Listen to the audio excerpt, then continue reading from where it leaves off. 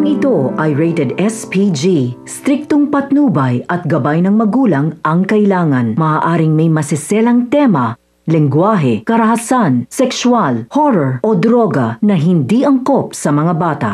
Magandang araw mga kaibigan at maligayang pagbabalik sa aking munting channel. Galit pa rin kay Tanggol ang kanyang mga kaibigan dahil nalagay nga sila sa alanganin sa ginawang paglusob ni Tanggol kay Rigor sa presinto ng mga pulis. Nagkakasakita na ang mga ito hanggang sa tutukan na sila ng baril ni Tanggol. Mabuti na lamang na agad lumabas itong si Divina at napigilan ang kaguluhan na nagaganap sa pamamagitan nila.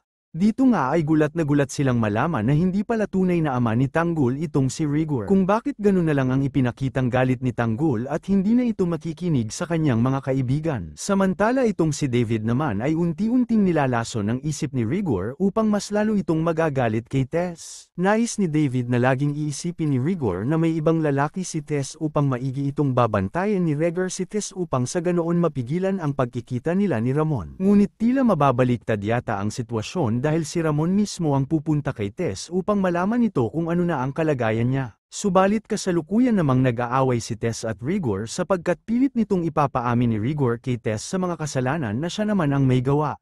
Ngunit makikita naman ni David ang pagdating ni Ramon sa bahay nila at ninanais nitong uunahan ng paslangin ni David si Ramon. Ngunit matutuloy kayang papaslangin ni David itong si Ramon?